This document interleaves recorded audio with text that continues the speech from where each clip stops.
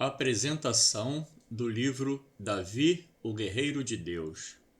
De tanto ouvir historinhas com sobre um menino pequenininho que enfrentou um gigante, resolvi estudar a fundo sobre o personagem e contar a verdade sobre o rei Davi.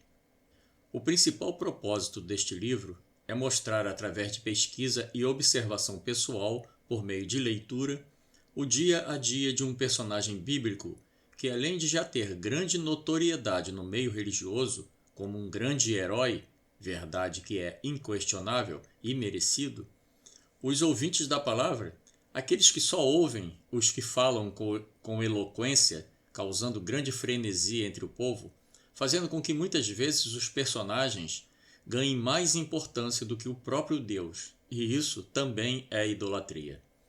Pois, ao fazer de um personagem um fraquinho, pequenininho, está querendo mostrar que Deus é tão poderoso que faz um fraquinho vencer um fortão gigante, quando na verdade Deus não precisa dessa forçação de barra, pois ele preparou um jovem com toda a regalia que a natureza pôde fornecer a um ser humano criado nas planícies, bebendo leite de cabra e comendo frutas, e ainda tendo tempo para escrever.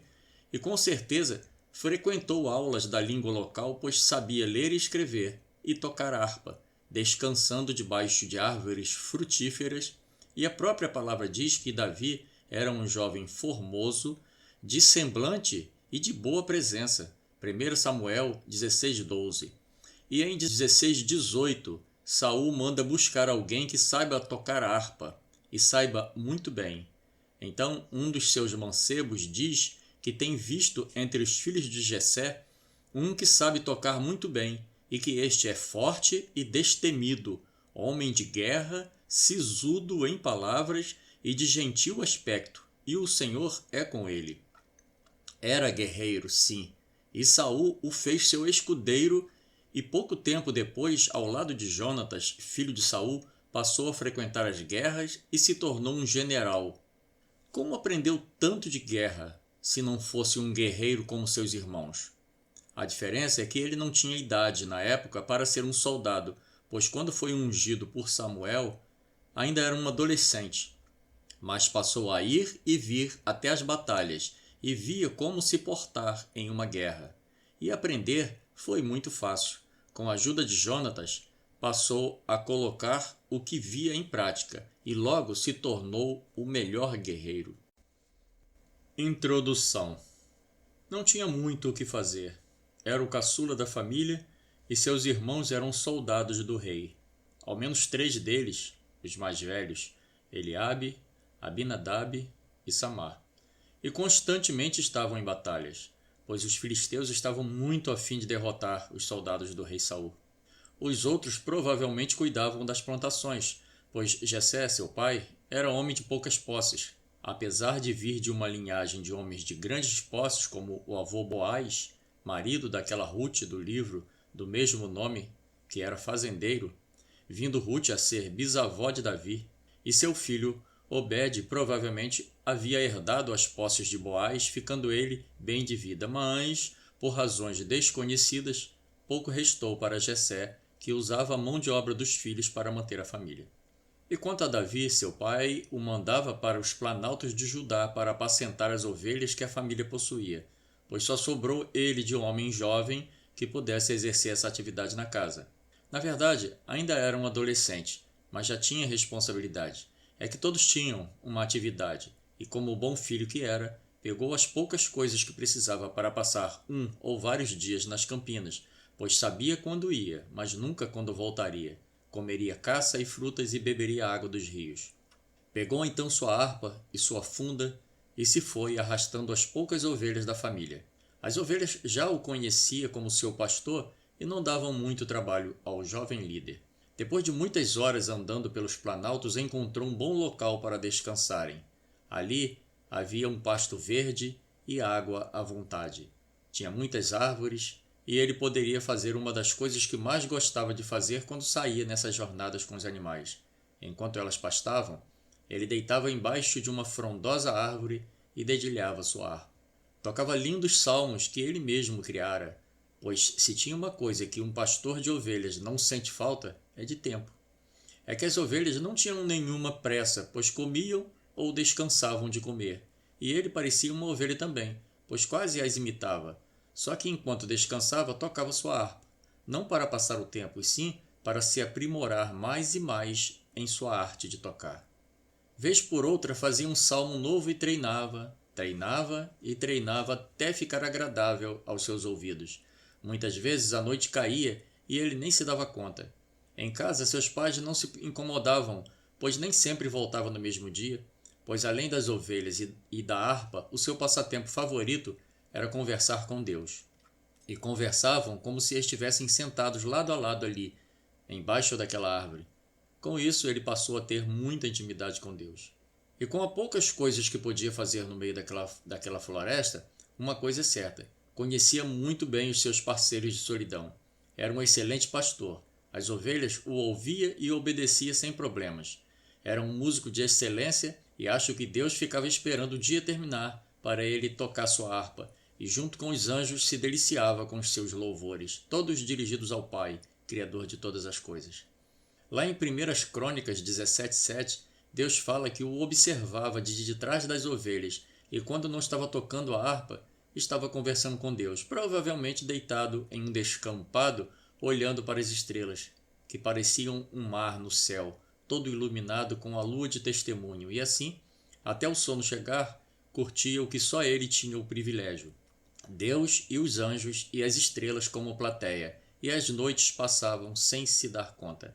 Existia entre o povo de Gibeá 700 homens canhotos atiradores de funda, onde atiravam uma pedra em um cabelo e não erravam. Juízes 20:16. E esse jovem deve ter ouvido falar sobre esses homens, e como todo jovem, gosta de copiar os grandes heróis, e com ele não devia ser diferente, pois durante o dia, o que mais fazia era treinar sua pontaria, e se posicionava em frente às folhudas, era como ele chamava seus alvos.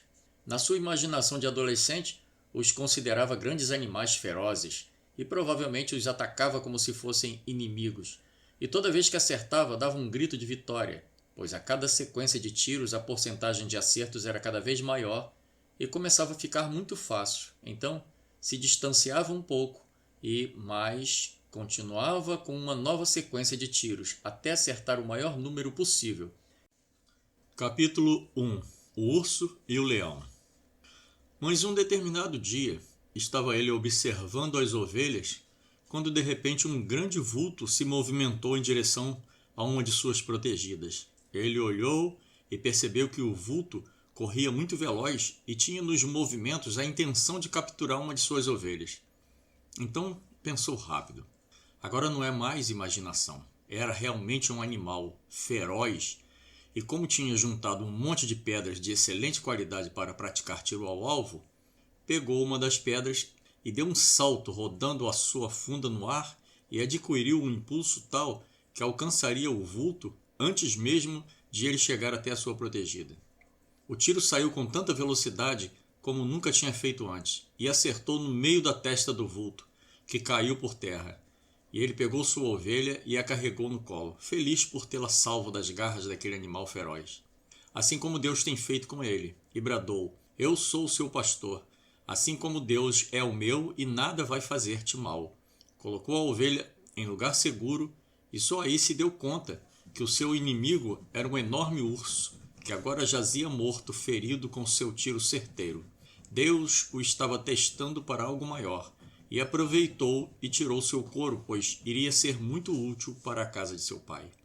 Tempos depois estava ele sentado debaixo de uma folhuda, tocando sua harpa tranquilamente, quando ouviu um barulho diferente, e ficou atento ao barulho, pois não era um barulho comum, como os que já estava acostumado a ouvir das suas ovelhas, pois imaginava o que poderia ser.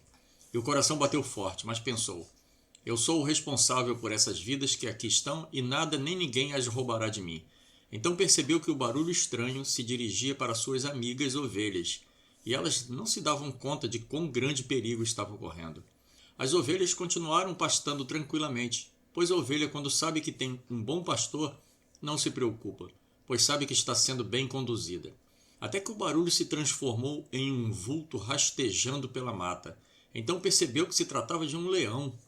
E agora o coração acelerou mais ainda, pois lutou com um urso e saiu vitorioso, usando sua funda. Contra um leão, o rei das selvas, como deveria lutar? Bem, pegou várias pedras e colocou no saquetel. E sem dar chance de reação ao leão, pegando-o de surpresa, atacou com certeiros tiros de pedra. E o feriu várias vezes, mas apesar de ferido, o leão continuava com seu objetivo, pegar uma ovelha. Mas ele também tinha seu próprio intento, impedir que tal aconteça. Não admitia a ideia de perder uma só de suas ovelhas. Ele se comprometeu com todas e não somente com algumas. A representação perfeita de como deve se comportar um pastor em relação às ovelhas. Então, juntou todas as forças que possuía, orou a Deus e atacou. Pegou o leão pela barba e o feriu várias vezes até vê-lo caído sem vida. Pegou suas ovelhas e levou para outro aprisco mais tranquilo, e se ajoelhou e agradeceu ao seu Deus por tamanha vitória. E Deus o fitava com grande admiração, pois no quesito coragem também fora aprovado. E sentado, encostado em uma folhuda, cantou um louvor em agradecimento ao seu Deus com o som de sua harpa, e adormeceu o sono dos justos. Deus o olhava com tremendo carinho e velava pelo seu sono, pois sabia que aquele... Capítulo 2. Davi é ungido rei. Os dias iam passando e estava ele dedilhando sua harpa como de costume, quando de repente surgiu um moço que reconheceu como sendo um de seus irmãos, gritando o seu nome. Davi! Davi! Ele provavelmente estava já próximo de casa para que seu pai mandasse buscá-lo, pois deveria já estar ouvindo os balidos das ovelhas. Claro é que Deus já o estava conduzindo para casa, pois tinha algo para ele. E seu irmão, ao vê-lo, falou: Nosso pai manda chamar-te com urgência em casa. E como era seu costume atender em tudo o que seu pai pedia, deixou seu irmão cuidando de suas ovelhas, pois jamais as deixe sozinhas, e saiu correndo em direção à sua casa. E depois de muito correr, entrou esbaforido, quase sem fôlego, apesar de seus prováveis 16, 17 anos, e ter muita vitalidade e ser bem preparado fisicamente. Correu muito, por achar que deveria ser muito importante, pois não era comum ele participar dos acontecimentos de sua família, pois sempre estava a apacentar as ovelhas, chegando a se identificar mais com elas do que com seus irmãos. Estando dentro da casa de seu pai, observou a presença de um velho barbudo, vestindo uma roupa bonita como um sacerdote, daqueles que ele via quando ia com sua família levar sua oferta a Deus. O mesmo o esperava. Antes mesmo de ele saber o porquê de tê-lo chamado ali, o velho disse: É este. Pois já tinha estado diante de todos os seus irmãos, e o ancião sacou de um chifre cheio de azeite e, mandando o jovem ajoelhar-se diante dele, derramou o óleo sobre sua cabeça e o ungiu. Na verdade, ele estava sendo ungido rei de Israel sem que tivesse noção disso. Mas era somente a primeira unção que receberia até ser realmente um rei. No mesmo instante, o Espírito do Senhor se apossou dele. Ele não sabia, mas consequentemente esse mesmo Espírito que o tornou rei deixou o rei Saul, que era o rei no momento. Alguns reis, como Saul, por exemplo, não precisou passar por nenhum processo especial para reinar, mas Deus queria que Davi fosse um rei segundo seu coração. Então, ele teria de dar continuidade à faculdade da vida que já vinha participando sob o comando do próprio Deus. E tinha um detalhe muito importante. De sua linhagem real nasceria o que seria, em um futuro distante, o Messias, o Salvador do povo judeu, e de todo aquele que fosse recebido por eles, o Filho do próprio Deus que já estava preparado. Então, o velho, que na verdade era Samuel, o sacerdote de Israel, que depois de ter cumprido o propósito de Deus naquele lugar, saiu e foi para Ramá. Então pensou Davi: Não é assim que se faz quando se unge um rei? Será que ele está me confundindo com um rei? Mas não lhe deram nenhuma explicação. Na verdade, Deus não precisava explicar-lhe nada, pois ele fora escolhido por algumas razões. Primeiro, ele fazia parte da linhagem de Abraão, e depois seu caráter e coragem o aprovava para uma missão tão importante, que a partir daquele momento, Davi deixou de ser somente pastor de ovelhas para ser também auxiliar de seus irmãos que estavam na guerra contra os filisteus. Para quem acabou de ser ungido como escolhido de Deus para governar seu povo, apesar de ele ainda não saber disso, ele foi rebaixado a ajudante. Parece meio confuso esse acontecimento, mas uma coisa Deus sabia: Se tem um homem que é capaz de aceitar uma situação tão esdrúxula, esse homem tinha que ser aquele jovem, pois Deus o estava tratando há muito, e ele aceitava de bom grado tudo o que vinha de Deus. E como futuro líder de seu povo, com certeza aquilo era só mais um teste de humildade, pois as qualidades de Davi estavam sendo colocadas à prova todo dia. A sua estada nas campinas cuidando de ovelhas tinha um grande propósito para prepará-lo para ser um guerreiro, pois nenhum daqueles soldados do rei tinha passado por nada daquilo, pois o seu aprendizado foi totalmente na prática, o que o faria ser diferente, pois suas batalhas seriam todas especiais, ficariam para a história de seu povo. Aquele jovem então passou a exercer durante uns 3 anos, além da tarefa de apacentar ovelhas, também sua nova atividade tinha de levar comida para os seus irmãos no campo de batalha e trazer informações dos irmãos ao seu pai. Quando Davi foi ungido por Samuel, o Espírito de Deus deixou Saul e se apossara de Davi. E Saul passou a ser atormentado por um espírito maligno da parte de Deus. 1 Samuel 16. E um servo de Saul disse a ele que só com o som de uma harpa bem tocada poderia aliviá-lo daquele espírito mau. E falou que tinha visto um filho de um belemita chamado Jessé tocando harpa, e muito bem.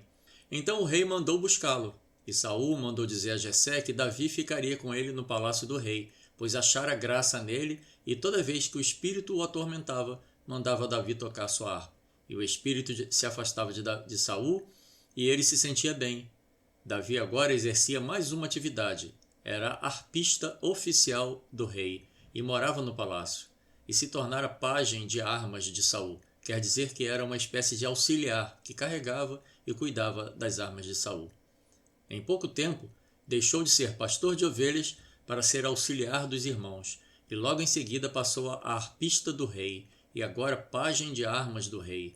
Que ascensão meteórica! Mas na verdade já estava sendo treinado por Deus para estar familiarizado com os acontecimentos de uma vida diária de um rei, assim como fez com Moisés, que foi criado em um palácio para aprender tudo sobre como vivia o seu inimigo, e exerceu essa função enquanto o rei precisou. Depois de um tempo, Davi ia de Saul a seu pai, pois ainda encontrava tempo para ajudar seu pai no apacentar das ovelhas, e voltou a exercer suas funções anteriores, e o tempo passou. Capítulo 3. Davi com 20 anos. Em um determinado dia, estando ele já com 20 anos, Jessé, seu pai, o mandou levar alguns mantimentos aos seus 3 irmãos. O mais interessante é que, além de Davi, ainda tinha outros irmãos em sua casa, mas o pai o incumbia de realizar mais essa tarefa, pois na verdade tudo isso era um plano de Deus para colocá-lo no lugar certo e na hora certa. E foi ter com os irmãos que estavam nas fileiras com o rei Saul, pelejando contra os filisteus. Chegando lá, ouviu alguns comentários de que um filisteu estava já há 40 dias ameaçando o povo de Israel, dizendo que não havia homem entre os israelitas que pudesse derrotá-lo. E também soube que a quem ferisse o filisteu, o rei daria sua filha por esposa e isentaria a casa de seu pai de pagar impostos. Então, Davi ficou muito interessado. Seria seu grande teste, pois se achava preparado para mais aquela missão, e principalmente pelo fato de seu pai não precisar nunca mais pagar tributos ao rei. E quando soube que o filisteu desafiou o exército do povo de Deus, ele muito se irou e resolveu comprar aquela briga. E falou: quem é esse incircunciso para afrontar o exército do Deus vivo? Então chegou aos ouvidos do rei Saul toda essa conversa de Davi, e Saul mandou chamá-lo. E chegando diante do rei, que não o reconheceu como sendo o jovem que tocava harpa para ele quando estava com seu espírito perturbado, e fora seu pajem por algum tempo, comprovando que Saul tinha problemas de caráter. Em 1 Samuel 17, 32 a 37, Davi disse ao rei: não desfaleça o coração de nenhum homem por causa desse incircunciso, pois teu servo irá e pelejará contra o filisteu.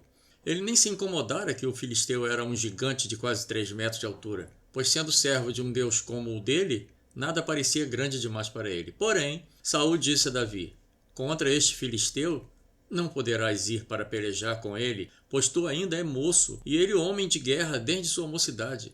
Então disse Davi a Saul: teu servo apacentava as ovelhas de seu pai, e vinha um leão ou um urso e tomava uma ovelha do rebanho, e eu saía após ele e o feria e a livrava da sua boca. E levantando-se ele contra mim, lançava-lhe mão da barba e o feria e o matava.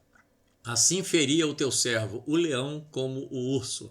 Assim será este incircunciso filisteu como um deles, porquanto afrontou o exército do Deus vivo. Disse mais Davi: o Senhor me livrou da mão do leão e do urso. Ele me livrará da mão deste filisteu. Capítulo 4. Davi vence o gigante. Então Saul colocou roupas de guerreiro em Davi e cingiu uma espada. Mas Davi não conseguia ter a mesma agilidade que teria sem aquelas roupas. Afinal, ele não tinha costume de usá-las. E também porque precisava de estar com o corpo livre para se movimentar, como fazia com as folhudas. Afinal, todo o seu treinamento tinha sido com o corpo livre e as mãos vazias. Então arrancou aquelas roupas e a espada e pegou 5 belas pedras bem polidas e se preparou para enfrentar aquele gigante de quase 3 metros de altura, vestindo uma roupa que mais parecia um animal encouraçado. Foi aí que Davi percebeu que poderia vencê-lo, pois animal por animal já havia vencido outros, e aquele seria só mais um animal. E tem um detalhe: estava acostumado a acertar alvos bem menores que aquela cabeçorra. E coragem não lhe faltava, quer dizer, tinha tudo a seu favor. E ainda era um ungido de Deus. A vitória era certa. E quando o viu, o gigante se riu dele, pois Davi era ainda um moço. Tinha 20 anos na época. E mesmo sendo do tipo sarado, pois tinha treinamento natural com sua funda, pois no seu íntimo sabia que precisaria estar sempre pronto para uma eventual necessidade dos seus talentos como atirador de funda, e andava longas distâncias a pé, e não tinha o mesmo movimento de um guerreiro acostumado com lutas. E quando Golias o viu, era esse o nome do gigante, então bradou: venha a mim como se eu fosse um cão com paus e pedras, maldito seja. Disse mais o gigante a Davi: venha a mim e darei sua carne às feras do campo e às aves do céu. Mas Davi respondeu: tu vens a mim com espada e com lanças e escudos, porém eu vou a ti em nome do Senhor dos Exércitos, o Deus a quem tens afrontado. E continuou falando: hoje mesmo o Senhor te entregará em minhas mãos, ferir-te-ei e te tirarei a cabeça, e os corpos do arraial dos filisteus darei hoje mesmo às aves dos céus e às bestas da terra, e toda a terra saberá que existe Deus em Israel. O gigante começou a se movimentar e Davi percebeu que tinha de pegá-lo de surpresa. E antes mesmo de o gigante se aperceber, Davi colocou uma pedra em sua funda, deu um giro sobre si e lançou a pedra como lançara contra o urso. E a pedra chegou na testa do gigante com tanta velocidade que se encravou no seu crânio, fazendo o gigante tombar inconscientemente. Assim como aconteceu com o urso, pois eles eram mais ou menos da mesma estatura. Percebam agora o porquê de vez em quando surgem grandes lutas à nossa frente, pois é um preparo para outras ainda maiores que virão lá adiante. E para concluir o que havia falado, pulou sobre o gigante e com sua própria espada arrancou-lhe a cabeça, provando com isso que não era um menino fraco, como dizem por aí, deixando todos espantados com aquele jovem que nem guerreiro praticante era. Como pôde fazer aquilo com tanta facilidade se todos temiam tanto aquele gigante que diante dele Davi mais parecia um cão? Cadê a valentia do filisteu agora? Davi se levantou com a cabeça do gigante nas mãos, de onde teria vindo tanta destreza para lidar com uma ameaça daquelas com tanta tranquilidade. Então os homens de Israel e Judá se levantaram e jubilaram, e seguiram os filisteus e feriram-os pelo caminho desde Saaraim até Ecrom. E Davi pegou a cabeça do gigante Golias e levou para Jerusalém. E estando diante de Saul, que até então não reconheceu que esse jovem era o mesmo que tocava a harpa para o acalmar, perguntou Saul: quem era aquele jovem? Eles disseram que era o filho de Jessé, o belemita. Mas o insano rei não ligava uma coisa a outra. Então o rei o tomou para si novamente, e não permitiu que Davi voltasse para a casa de seu pai. E agora, Davi não só tocava a harpa para aliviar as angústias do rei, como também seria uma espécie de filho, pois conquistou o amor de Jonatas, filho de Saul, e se tornaram como irmãos. E aonde um ia, lá estava o outro. Jonatas preparou vestimentas, e espada, e escudo, e arco, e cinto, e Davi se tornou um aprendiz de guerreiro com Jonatas, que já estava acostumado com guerras, e mais uma etapa de aprendizado estava começando na vida de Davi, e um tempo depois se tornou um guerreiro, e ficou pronto para lutar contra os filisteus, e Saul o pôs sobre agente de guerra, quer dizer, agora era um general de guerra do rei Saul. Observem que o jovem Davi, de pastor de ovelhas, foi colocado como mensageiro de seu pai, e depois foi colocado como arpista do rei, depois passou a herói do povo judeu, agora já é um general do rei. Que ascensão incrível! E todos o via com bons olhos, pois era temido entre os inimigos do rei. Porém, quando Davi voltava de ferir os filisteus ao lado de Saul, as mulheres saíam ao encontro do rei cantando, e com alegria e danças diziam em seus cânticos que Saul feriu os seus milhares, mas Davi feriu seus 10 milhares, o que deixou o rei muito enciumado, pois Davi estava agradando mais do que ele. Daquele dia em diante, Davi passou a ser uma ameaça para o reino de Saul, pois estava se tornando muito popular entre o povo. Capítulo 5. O amigo Jonatas. Estavam eles no meio da casa, quando o espírito maligno da parte de Deus se apossou de Saul. Creio que para Davi ser submetido a mais um teste, pois um rei não poderia achar que todos eram seus amigos e ficar desatento. Este atirou uma lança contra Davi que se desviou, e Saul atirou novamente, e por 2 vezes Davi se desviou. Imagina essa cena dentro de casa. Como se sentia as outras pessoas à volta, sabendo que conviviam com uma pessoa insana como era aquele rei, que era capaz de tentar matar uma pessoa como Davi, que convivia diariamente com ele, e que era considerado um herói por todos. Provavelmente se sentiam inseguros ao lado de alguém assim. Mas Deus era com Davi, e Saul sabia disso, e temia a Davi, pois o povo escolheu Davi, por ele se conduzir prudentemente com o povo, e o amavam mais que a Saul. O rei, então, teve uma ideia maligna para se livrar de Davi. Daria sua filha Mical como esposa a Davi, se o mesmo lhe trouxesse 100 prepúcios de filisteus. Pensava Saul que os filisteus matariam Davi ao tentar cumprir o combinado, pois assim Saul se livraria de Davi sem que o povo o acusasse. Mas Davi não temia coisa alguma, pois era um homem temente a Deus e experimentado em enfrentar inimigos poderosos como o gigante Golias, ursos e leões. Enfrentar 100 filisteus não parecia algo assim difícil. Veja que ainda era um jovem. Pouco tempo havia passado desde que enfrentou Golias. Isso o coloca como alguém que já estava pronto. E sem temer foi e trouxe 200 prepúcios ao invés de 100, como pedira Saul. Quer dizer que matou 200 filisteus, o que deixou Saul ainda mais irado com Davi. Na verdade, a mulher que Davi deveria receber como esposa seria a filha mais velha, Merabe, pois assim era a tradição. Mas como Davi se achou indigno de ser genro do rei, Saul deu a filha mais velha a outro homem e daria Mical para servir de laço a Davi, pois a mais nova era dissimulada, manipuladora e invejosa, além de idólatra. E Saul sabia que sua filha seria uma esposa problema e seria um problema na vida de Davi. Mas para a decepção de Saul, ela o amava e até ajudou Davi a fugir de seu pai Saul após mais uma tentativa de matá-lo em casa com outra lança. Enquanto Davi fugia, Mical disse que Davi estava doente no quarto dela, mas ela havia colocado uma estátua na cama e coberto com pele de cabra. E quando foi descoberto a farsa, ela falou que ele a havia ameaçado, por isso o ajudou. E Jonatas o mantinha informado das intenções e dos planos de Saul para matá-lo, e assim Davi conseguia sempre escapar de Saul. As almas de Jonatas e Davi se amaram desde o primeiro dia em que se viram, até mesmo por Jonatas o receber em sua família sem ficar com ciúmes e contendas, pois afinal Jonatas era o único que tinha toda a atenção de seu pai e agora tinha de dividir essa atenção com um estranho que se mostrara ser melhor guerreiro que ele.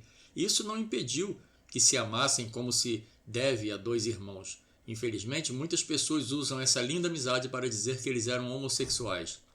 Esses que dizem isso se apoiam nisso para continuarem com suas práticas ilícitas diante de Deus, como se quisessem ter um trunfo nas mãos para quando Deus lhes pedir contas. Em primeiro lugar, Deus foi o criador da família e deixou claro, como diz lá em Marcos 10:6-8. Porém, desde o princípio da criação, Deus os fez macho e fêmea. Por isso deixará o homem seu pai e a sua mãe e se unirá à sua mulher, e serão os dois uma só carne. E assim já não serão dois, mas uma só carne. Portanto, o que Deus juntou, não o separe o homem. Se Deus se preocupou em deixar na palavra dele como ele quer que seja, claro que ele mesmo não deixaria algo que o fizesse mentiroso, pois ele diz que o pai da mentira é o diabo. Logo, os homens têm interpretado de acordo com seu bem-querer. Outra coisa que penso é que para se tornar uma só duas coisas, elas têm de se entronizar. Homem e mulher são côncavos e convexos, o que significa que se encaixam. E por acaso homem e homem se encaixam? O amor de Jonatas e Davi era amizade pura, daquelas que poucas vezes encontramos, até mesmo porque os dois eram ativos sexualmente com suas mulheres. E no caso de Davi, era solteiro, mas logo ele teve mulheres e muitas, 8 no total, e 17 filhos, o que leva a crer que gostava de mulheres. E Jonatas tinha mulher e filho. Mefibosete, que mancava dos pés, era seu filho, segundo Samuel 9:3. E outra coisa é que naquele tempo e localidade, os homens, quando se encontravam, se beijavam, o que era normal. E o nome Jonatas significa amigo fiel, pois observe que Jonatas era muito amigo de seu pai, Saul, pois procurava ajudar a Davi sem prejudicar Saul, e continuou ao lado do pai mesmo sendo um insano, e por fim morreu ao lado dele. Tamanha era sua fidelidade e senso de proteção, um excelente filho e amigo. Devemos usá-lo como exemplo de amizade, não como desculpa para a prática do homossexualismo. Devo deixar bem claro que Deus ama o homossexual, mas abomina a sua prática, e eu, como homem comum, não posso desprezar um ser humano só porque ele não faz a vontade de Deus. Até mesmo porque, se não, eu deveria ser desprezado, pois desagrado ao meu Deus em outras atividades pecaminosas que, mesmo não querendo, as faço. Sendo assim, jamais posso deixar de amar um homossexual, mas tenho o dever de avisá-lo do perigo de não ouvir a Deus. Não somente a esses, como também a todo aquele que estiver praticando qualquer tipo de pecado contra Deus, pois Deus nos ama e quer que vivamos em comunhão com todos. Capítulo 6. A fidelidade de Jonatas. Jonatas passou a ser os olhos e ouvidos de Davi, quando este estava longe do rei Saul, pois o mesmo estava sempre tentando se livrar de Davi. Mesmo sendo seu genro e mesmo com várias testemunhas, ele tentava matá-lo. Não se importava com a opinião dos outros e já havia por diversas vezes atirado uma lança durante o almoço em Davi, pois Davi morava no palácio até ali. Imagina por trás quando o rei estava só. Se não fosse Jonatas passando para Davi os planos diabólicos de Saul em querer matá-lo, Davi não teria se livrado tantas vezes quantas Saul atentou contra a sua vida. Claro é que Deus foi quem colocou no coração de Jonatas um amor tal que ele não queria nenhum mal a Davi. E isso fazia com que Davi sempre podia contar com o seu amigo de fé, sem que, com isso, Jonatas precisasse prejudicar seu pai. Ele conseguia conviver com as duas situações e torcia para que aquela situação se resolvesse e ele pudesse ficar com os dois, pois uma coisa deixava Jonatas tranquilo: seu pai não fazia nada sem antes comunicar ao seu filho. E sendo assim, Jonatas sempre sabia dos passos de Saul e poderia avisar a Davi para se afastar de perto de seu pai. Ao fugir de mais esse atentado, onde foi ajudado por Mical, Davi se juntou com o que tinha de pior naquela localidade, ao menos aos olhos da sociedade, pois eram os amigos que sempre pôde contar. Fora, é claro, Jonatas, um total de 600 homens fora da lei, e passou a viver nas cavernas se escondendo. Saul, na sua loucura, procura Davi por todos os lugares, e quando descobre que sacerdotes o protegia e ajudava ele, simplesmente matava todos e toda a população daquela cidade onde Davi era protegido. Saul tinha medo de perder o reino para Davi, e seu ciúme e maldade fazia ele agir sem pensar, e todas as pessoas que se aproximassem de Davi era considerado seu inimigo. E ele pensava: se eu matar todos os seus amigos, ele se deixará matar, e aí me livro dessa ameaça que me persegue. Mas Davi era de Deus, e além disso, Davi era da linhagem da qual sairia o Messias, e convinha a Deus que Davi se mantivesse vivo, pois o que seria a ponte entre Davi e o Messias ainda não tinha nascido. Salomão, o mais sábio dos homens, também era da linhagem de Davi, seria seu filho. Davi era muito importante para Deus, e mesmo que fosse necessário que todos dessem suas vidas para Davi viver, com certeza essas pessoas, mesmo sem saber, estavam contribuindo para a vinda do Messias, que um dia iria governar como rei sobre o povo judeu. E não seria um rei louco que iria impedir esse advento. Deus traça um plano e nada e nem ninguém pode impedir de seu plano ser cumprido. Creio que Deus, lá atrás, quando o homem caiu, já criou um plano de salvação aos homens e no caminho vários percalços da vida dos homens da terra foram tentando mudar esses planos. Claro que tinha que ter sempre o dedo do maligno para impedir que tudo o que Deus planejou se cumprisse, pois ele sabia que quando tudo se cumprir, o seu fim vai se tornar realidade, até a vinda do Messias, que governará seu povo na batalha final. Deus colocou vários homens qualificados para dar continuidade aos planos de salvação que ele criara lá no passado. A Escritura Sagrada está cheia de homens tipo reis, juízes, sacerdotes, governadores, profetas, para preparar a vinda do Salvador. Claro que Satanás também contribuiu, e muito, com homens malignos como o faraó no Egito, tentando impedir Moisés de libertar o povo judeu, e Saul tentando matar Davi para impedir esse plano. Ou um simples pastor chamado Doeg, obedecendo uma ordem louca vindo de um louco e exterminando todos os sacerdotes de uma cidade por ter ajudado um escolhido de Deus. Mas Deus colocava homens com o caráter de Jonatas para ajudar a levar o seu ungido até onde deveria ser colocado para dar continuidade aos planos do Senhor. Capítulo 7. A fuga de Davi. Davi escondeu-se na caverna de Adulão e seus irmãos, seu pai, Jessé e sua mãe foram estar com ele. Mas Davi estava preocupado com seus familiares e pediu ao rei de Moabe para dar asilo aos seus pais até que Deus decidisse o que seria de sua vida. Isso deixa bem claro que Davi não estava só nesta aventura, pois sempre que estava por perto, seus pais o procuravam. Voltou para a caverna e todo homem desgostoso e endividado e em algum aperto se juntou com Davi e criaram um exército de uns 400 homens, e logo já eram 600, e defendiam as cidades que eram atacadas pelos filisteus, e Davi as livrava dos inimigos. Mas, sabendo Saul que Davi estava lutando em defesa da cidade de Keila, mandou mensageiros a Keila, ameaçando destruí-la se não entregassem Davi em suas mãos. Mas Abiatar, que havia escapado do ataque de Doeg aos sacerdotes, estava escondido com Davi e tinha levado o éfode, que era uma espécie de manto que era necessário para que o sacerdote pudesse entrar na presença de Deus. Esse manto tinha 6 nomes das tribos de Israel de um lado e 6 de outra, e se colocava em seu pescoço de forma que 6 nomes ficavam em um ombro e 6 no outro, representando que o sacerdote estava diante de Deus em nome destas tribos. E assim podia falar com Deus e confirmar se era verdade que o povo o entregaria nas mãos de Saul, e Deus confirmou. Davi então resolveu fugir e mandou avisar a Saul que já não estava naquela cidade. Sendo assim, Saul desistiu de matar o povo de Keila. Davi sabia que o louco do Saul tinha a intenção de destruir toda a cidade que desse apoio a ele, e o povo temia ajudá-lo, mesmo tendo muita simpatia por ele, mas também sabia do louco que era Saul, e quão decidido estava para impedir que Davi fosse o rei de Israel, e por isso achava melhor fugir para que o povo não fosse morto por sua causa. Saul passou a persegui-lo pelo deserto, tentando matá-lo a todo custo. Pode-se dizer que Saul era o próprio Satanás que, temendo o futuro salvador do povo judeu, que iria nascer da descendência de Davi, tinha de tentar impedir que tal acontecesse, pois seu destino estava traçado. Mas Deus permitiu que ele tentasse impedir o que já estava decidido, que o Messias iria sim nascer e lutar a luta final contra o inimigo. Mesmo que ele matasse toda a população em seu caminho, não ia conseguir impedir os planos de Deus de ser concluído, e o homem que morresse tentando proteger o seu ungido verdadeiramente seria liberto das mãos do maligno e receberia a sua recompensa. Creio. Capítulo 8. Perseguição implacável.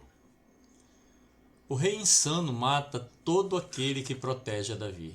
Aimeleque tinha muito respeito por Davi e, mesmo temendo sua presença ali, pois sabia que Saul o perseguia e era capaz de matá-lo se desse proteção a Davi, mesmo assim o recebia quando vinha a Nob, cidade dos sacerdotes, e Davi foi procurá-lo para conseguir pão e espada.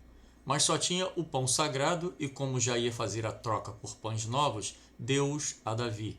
desde que ele e seus homens não tivessem tido contato com mulheres naquele dia, o que foi garantido por Davi. E como não tinha espada, e Davi, quando matou Golias, deixou ali a espada do gigante, então o sacerdote permitiu que Davi pegasse para ele a espada de Golias, e passou a usá-la como sua espada, comprovando que Davi era forte o suficiente para empunhar uma espada que seu dono tinha quase 3 metros de altura. Claro era que a espada não era leve. Pegou a espada, os pães e foi-se com os seus homens. Mas ali estava um maldito entre os sacerdotes, um homem chamado Doeg, um maldito traidor. Este homem procurou Saul e disse que os sacerdotes havia protegido a Davi. E o rei insano foi até eles e, depois da confirmação através do próprio sacerdote Aimeleque, mandou o maldito homem matar todos os sacerdotes e suas famílias, e foram 85 mortos por sua maldita mão. Mas um sacerdote de nome Abiatar escapou. 1 Samuel 22:20, e conta para Davi o que presenciara. E Davi se culpou por todas as mortes, pois sabia que foi por procurar apoio daqueles sacerdotes que agora estavam mortos. Em seguida foi Davi para a cidade de Keila, pois os filisteus planejavam saquear a cidade. Então Davi perguntou a Deus se deveria defender o povo daquela cidade, mas Davi agora era uma espécie de herói que lutava em defesa dos mais fracos. E Deus mandou ele ir, e mesmo com medo, os seus homens o obedeceram e foram, e Deus entregou os filisteus em suas mãos. Sabendo Saul que Davi estava em Keila lutando contra os filisteus para defender aquele povo, e isso o enfureceu mais ainda, pois mesmo sabendo que poderiam morrer nas mãos do insano rei, o povo amava Davi. Então planejou cercar Davi e seus homens e matá-los em Keila. E Davi, com medo de Saul matar o povo por sua causa, resolveu mais uma vez fugir. E sabendo Saul que Davi tinha saído da cidade de Keila, desistiu de sair contra Davi, que se foi caminho afora procurando ficar no deserto. E Saul o buscava todos os dias. Era uma luta incansável, pois ele não se atrevia em se defender de Saul, preferindo ficar o mais longe possível de seu sogro insano. Porém, Jonatas sempre procurava dar apoio a Davi, e sempre dizia que Davi seria rei em Israel e ele seria seu segundo. Mas Saul fora avisado que Davi estava no deserto de En-Gedi. Então preparou um exército de 3.000 homens e saiu a perseguir Davi. Mas Saul, o rei insano, entrou em uma caverna para descansar. Só que Davi estava ao redor da caverna, e enquanto o rei insano descansava, Davi entrou e, mesmo tendo a chance de matar o rei, preferiu cortar a orla de seu manto, pois temia fazer mal a um ungido do Senhor. Mas antes de sair da caverna, Davi gritou ao rei e disse: Olha, pois, meu pai. Davi o considerava seu pai, pois antes viviam na mesma casa e comiam na mesma mesa. Vê aqui a orla do seu manto. Não te matei, adverte, pois, e vê que não há na minha mão nem mal nem prevaricação nenhuma, e não pequei contra ti, porém tu andas à caça para tirar a minha vida. Julgue o Senhor entre mim e ti, e vingue-me o Senhor de ti, porém a minha mão não será contra ti. Reconhecendo a voz de Davi, Saul disse: Mais justo és do que eu, pois tu me recompensou com bem, e eu te recompensei com mal, e tu mostraste que usaste comigo bem, pois o Senhor me tinha posto em tuas mãos, e tu não me mataste. E assim Saul cessou de perseguir Davi, mas Davi continuou seu caminho. Capítulo 9. Nabal e Abigail. Davi, quando via pastores com suas ovelhas nas redondezas de onde estava com seu grupo, pois ele procurava estar perto de cavernas e fontes de água para poder suportar as dificuldades comuns a homens sem lar como aqueles, pois assim, estando por perto, procuravam ser úteis à população local que levavam seus animais para descansar naquelas terras.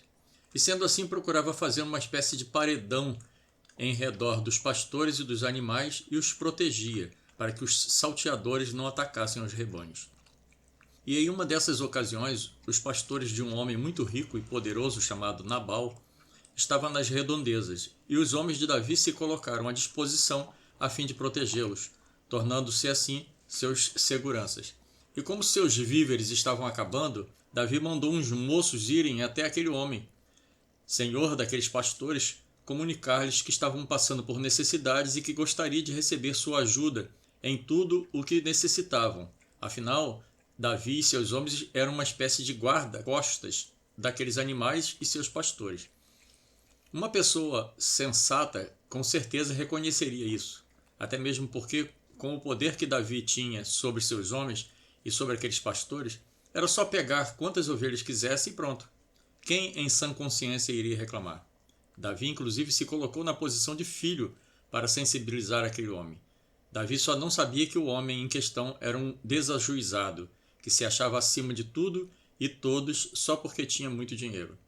E quando os moços de Davi chegaram em suas terras e contaram a seus servos o motivo que fez Davi os mandar ali, aquele homem de Belial escarneceu deles e mandou uma resposta mal criada a Davi, deixando claro que não iria dispor de nada dos seus bens e animais para sustentar servos fugitivos de seus senhores.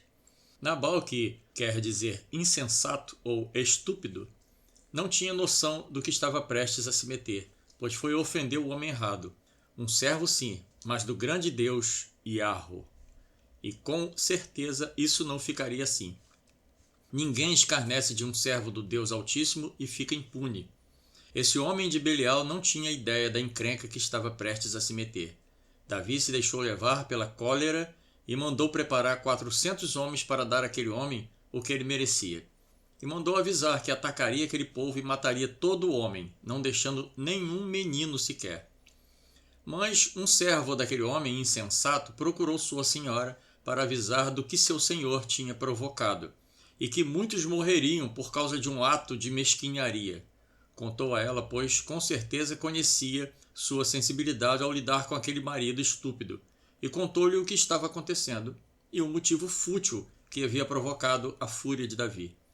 Justamente ele, que tinha sempre procurado ser útil junto com seus homens em benefício de seu senhor, e agora que estava precisando da ajuda dele, esse mesmo homem estava se negando a ajudar e ainda tinha os ofendido, comparando-os a servos fugitivos de seus senhores, o que causou muita revolta em Davi, que estava marchando para destruir tudo e todos os do sexo masculino que se encontrava naquele lugar. Abigail era muito sensata e sábia, e com certeza pensaria em algo para solucionar esse impasse criado por seu louco marido sem noção.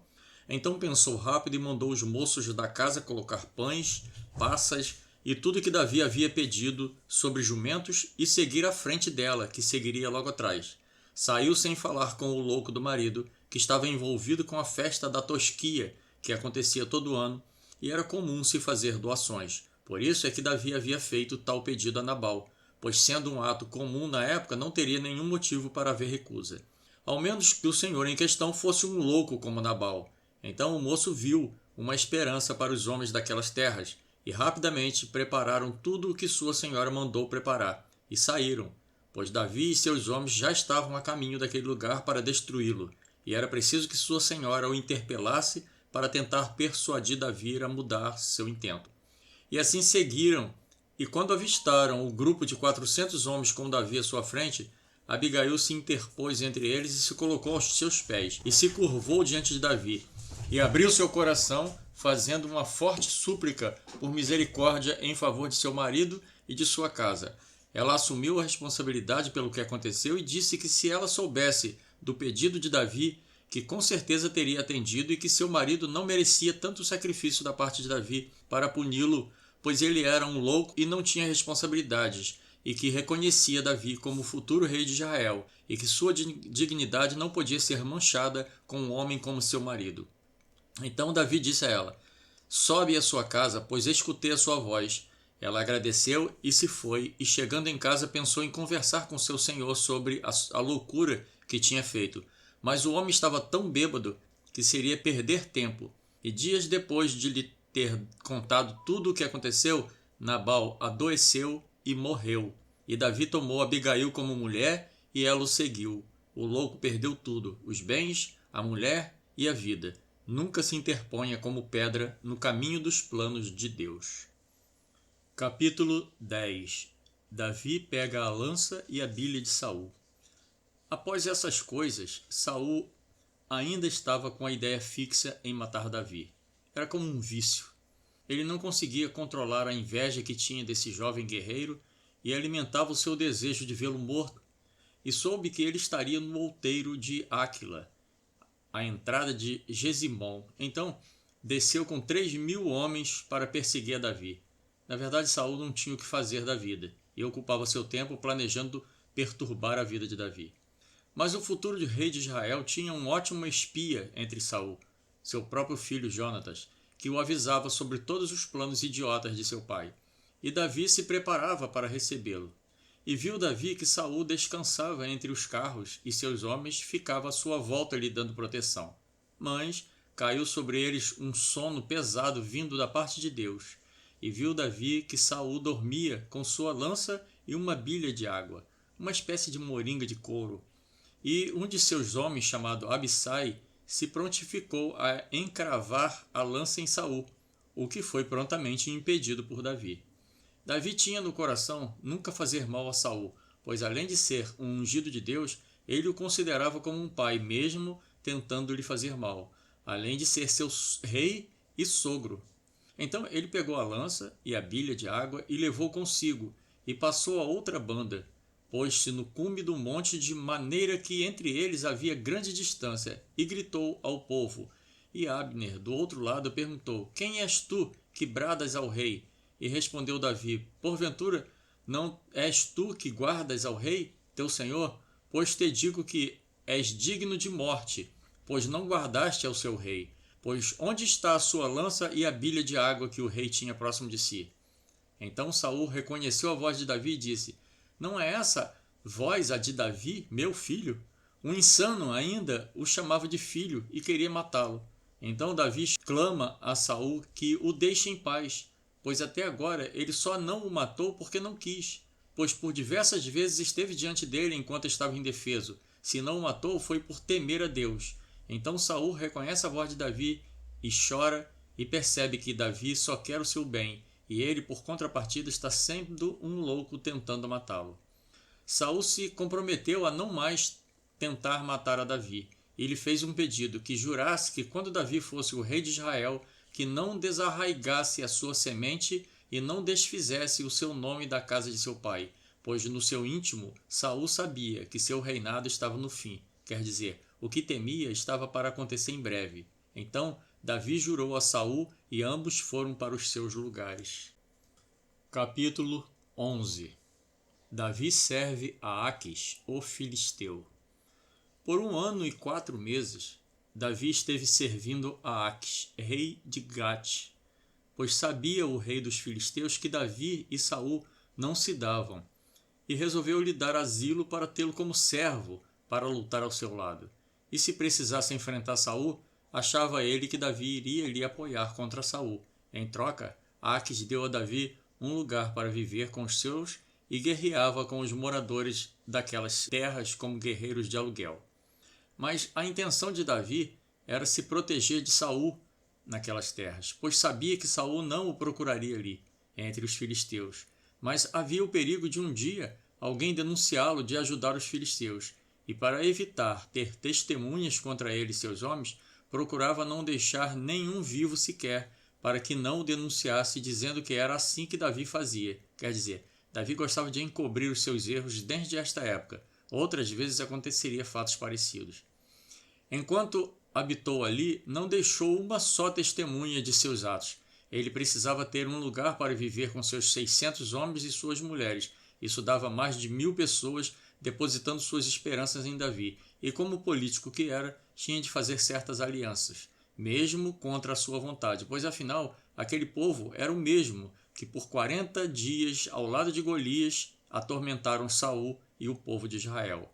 Após matar Golias, Davi passou a ser muito temido entre o povo filisteu, e era com certeza melhor tê-lo como amigo do que como inimigo. Achava Aquis, rei de Gate, que Davi seria seu servo para sempre, e lhe deu uma cidade chamada Ziclag, onde passou a viver com seu povo.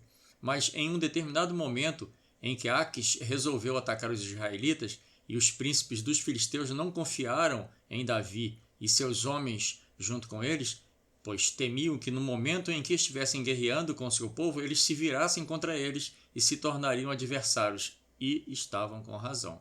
pois com certeza Davi não deixaria seu povo ser morto pelos mesmos filisteus que um dia ele mesmo os havia livrado. E mandaram eles voltarem para sua cidade, Ziclag. E chegando lá, a cidade tinha sido atacada pelos amalequitas e destruída a fogo. E seu povo e suas 2 mulheres, Abigail e Ainoã, tinham sido levados cativos. Então Davi e seus homens choraram até as suas forças se acabarem.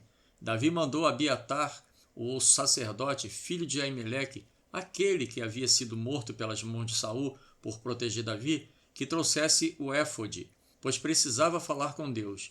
E após colocar o éfode, perguntou a Deus se deveria perseguir aqueles amalequitas para resgatar seu povo, e Deus lhe disse que deveria sim, pois ele resgataria todos. E no caminho acharam um homem dos amalequitas que fora deixado para trás por estar muito doente, e após alimentá-lo e fortalecê-lo, contou a Davi como chegar até as terras onde os amalequitas estavam, e assim Davi feriu a todos, menos a 400 jovens que fugiram de camelos. E Davi resgatou a todo o seu povo e ficou com os despojos, que era composto de vacas, ovelhas e ouro, que se tornou o despojo de Davi.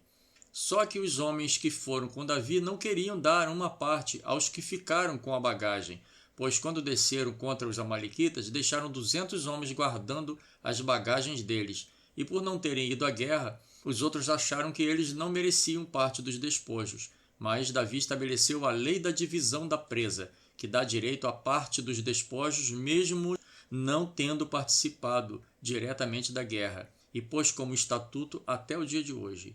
E aonde Davi havia passado em todas as cidades que Davi e seus homens livraram das mãos dos inimigos, mandou levar parte daqueles despojos, e quando o entregava, dizia: Eis aí para vós uma bênção do despojo dos inimigos do Senhor.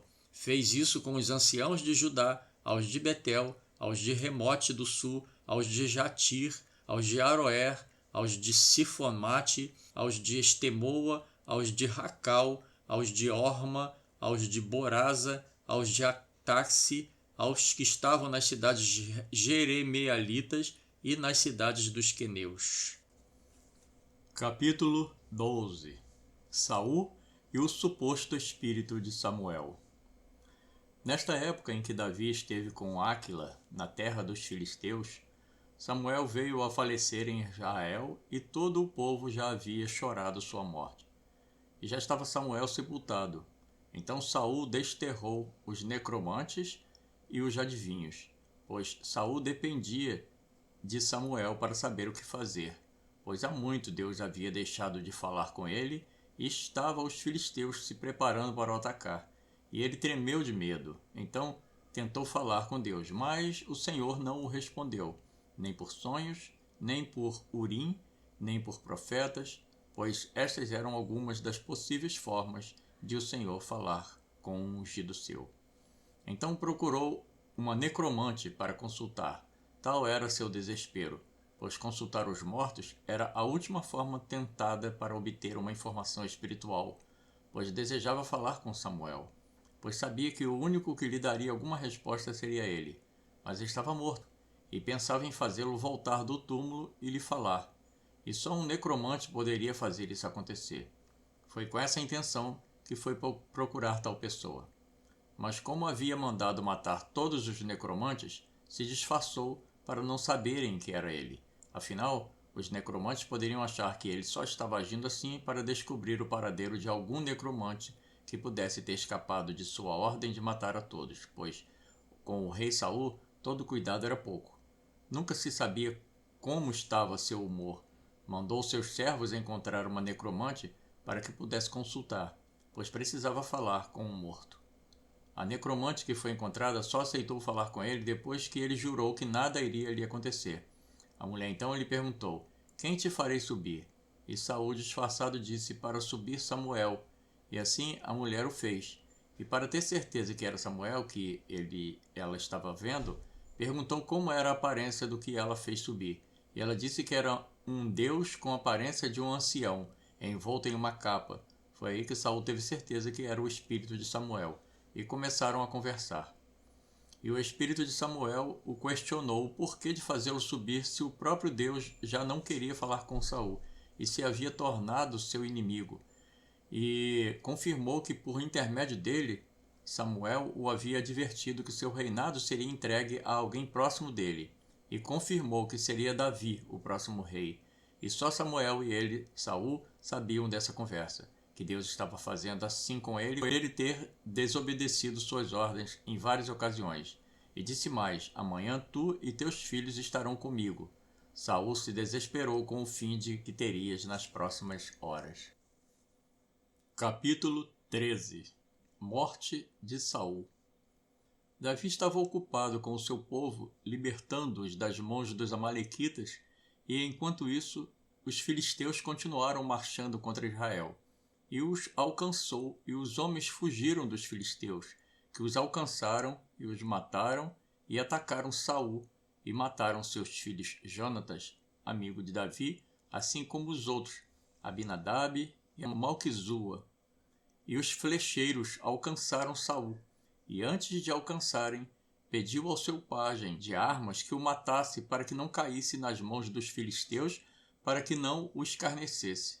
Mas o pajem não aceitou, e ele mesmo se feriu, e vendo isso o pajem também se matou. E assim Saul foi morto, e todos os homens de Israel fugiram, e os filisteus tomaram as cidades e habitaram nelas. E na hora do despojo acharam o corpo de Saul, e cortaram-lhe a cabeça, e mandaram apresentar em toda a cidade dos filisteus, e ouvindo isso os homens valorosos de Israel vieram e levaram o corpo, e queimaram e enterraram debaixo de um arvoredo em Jabes, e jejuaram por 7 dias. Só que Saul não tinha se matado, e sim se ferido, e vendo que seu pajem era morto, e vendo um amalequita se chegando, Saul pediu que o matasse, e o amalequita obedeceu, e foi ao encontro de Davi dar a notícia de tudo o que acabaram de ver, e como ajudou Saul a morrer. Davi muito se indignou, e mandou matá-lo por não ter tido respeito por Saul, um rei, e aceitou matá-lo ao invés de cuidar dele e protegê-lo com a própria vida. Mas morreria por aceitar matá-lo. E lamentou Davi por Saul e por Jonatas, e pediu ao povo que não anunciasse a morte de Saul como um derrotado, e sim lembrassem dos seus feitos nas guerras, pois diziam: eles eram mais ligeiros que as águias e mais fortes do que os leões, e que eram tão unidos que morreram juntos, e que amava Jonatas mais que as suas mulheres, e caíram como valentes. Davi ainda estava com os filisteus nesta ocasião, e os filisteus se preparavam para guerrear contra Saul. Porém Davi e seus homens iam com Aques na retaguarda, pois os filisteus não acreditavam que Davi teria coragem de participar de uma guerra contra seu povo. E os mantinham lá atrás, pois achavam que na hora da batalha Davi se viraria contra eles em favor de Israel. E o rei Aques o considerava um bom homem, assim como um anjo de Deus, e não lutaria contra seu povo. Vá para a terra dos filisteus e fique por lá até que tenhamos derrotado Israel. E Davi voltou para Ziclag. Capítulo 14. Davi se torna rei de Judá. Davi sempre consultava Deus qual caminho deveria seguir, e Deus mandou ele ir para Judá, mais precisamente para Hebrom, e chegando lá foi coroado rei de Judá. E soube que os homens de Jabes de Gileade havia sepultado a Saul, e ficou muito agradecido, e mandou uma mensagem de agradecimento aos homens daquela cidade, e os abençoou. A casa de Davi ia se fortalecendo, e na casa de Davi ele nascendo filhos de suas mulheres, pois tinha como mulher Abigail, Ainoã, Maaca, Agite, Abital e Eglá. Todas suas esposas lhes nasceram filhos. E nestes dias, Abner, filho de Ner, capitão do exército, pegou Isbosete, um dos filhos de Saul, e o colocou como rei sobre Gileade e sobre toda a Israel, o qual reinou por 2 anos. E Davi reinava em Judá. E como não tinham um motivo real para começarem uma guerra, Abner e Joabe se encontraram em campo de batalha e mandaram 12 jovens mancebos de cada reino se defrontarem e segurarem a cabeça um do outro e enfiarem as espadas na cabeça do outro e se matarem, e assim arrumaram um motivo para guerrearem. E houve grande guerra entre a casa de Davi e a casa de Saul, e os de Davi mataram 360 dos de Isbosete, filho de Saul, cunhado de Davi, a quem Davi tinha muita estima. E Abner, o capitão da guarda de Isbosete, fugiu da presença de Joabe. Mas Asael, irmão de Joabe, o perseguiu, e quando o encontrou, Abner disse que não o queria matar, pois tinha muito respeito por Joabe, seu irmão, e pediu que ele se afastasse. Mas Asael não deu ouvidos, e Abner o feriu com a espada, entrando em sua quinta costela e atravessando seu corpo, e morreu e saiu dali. Mas Joabe resolveu esperar uma oportunidade para matá-lo.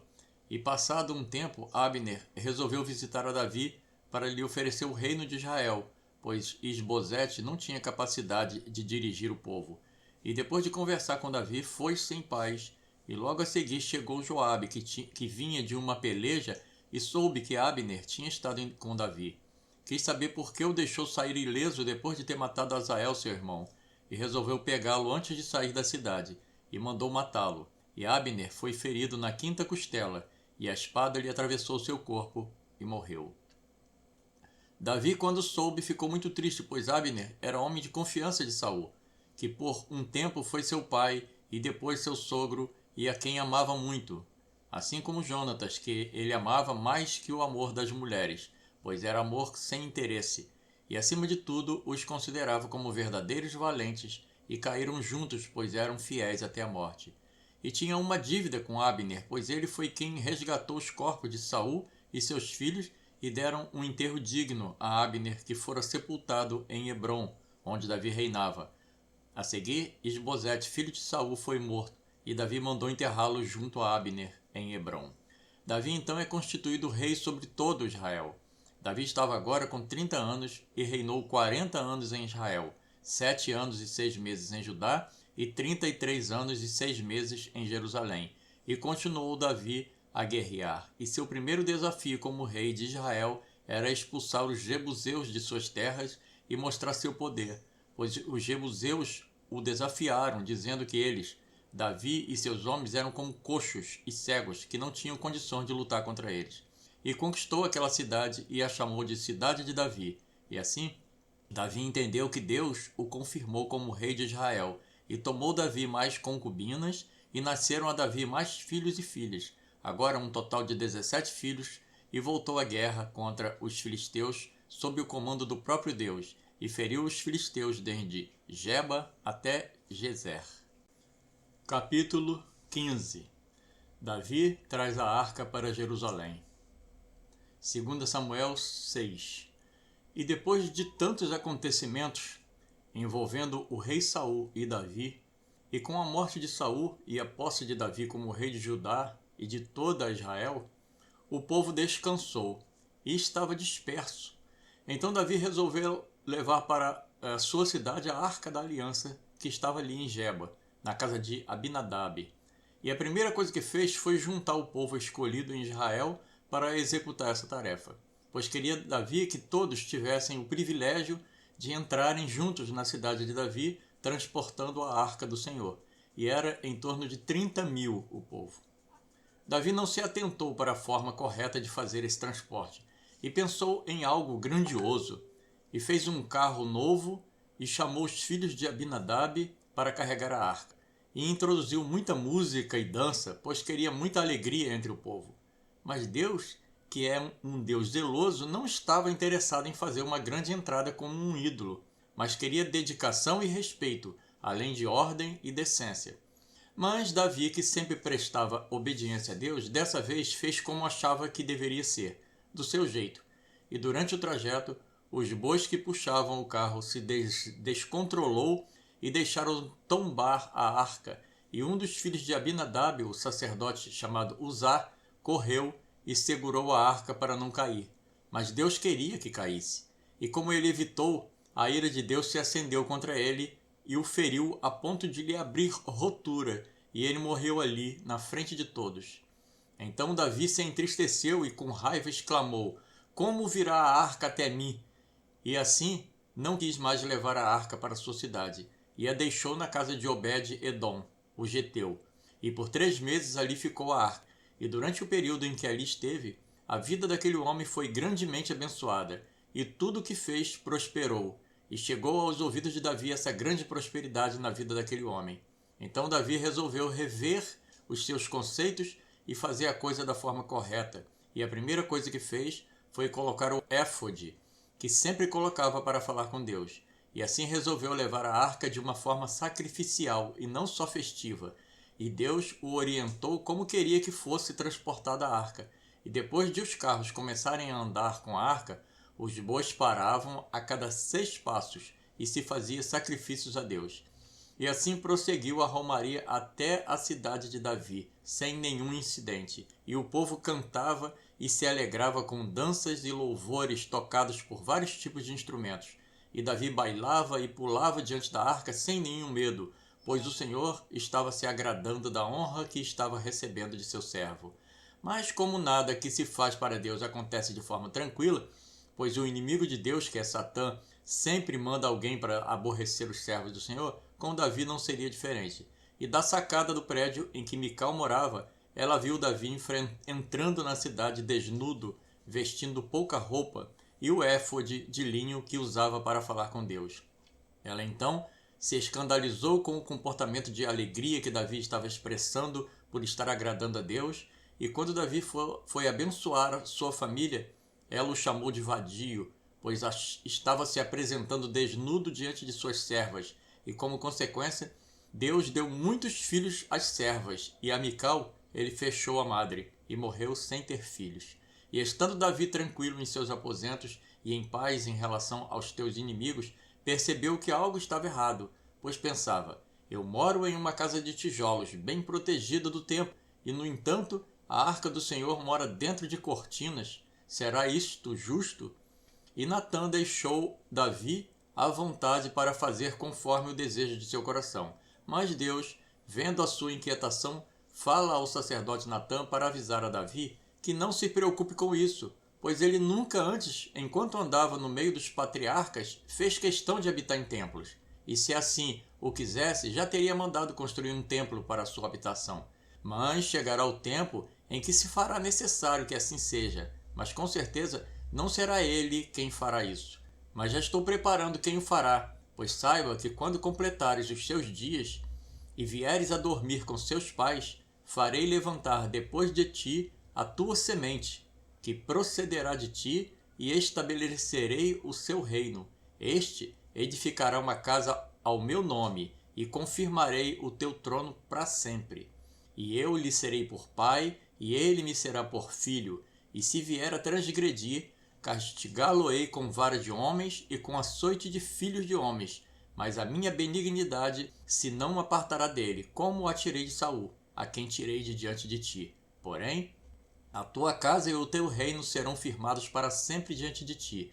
Teu trono será firme para sempre. Grandioso és, ó Senhor Jeová, porque não há semelhante a ti, e não há outro Deus senão tu só, segundo tudo o que temos ouvido com os nossos ouvidos. E quem há como o teu povo, como Israel, gente única na terra, a quem Deus foi resgatar para seu povo.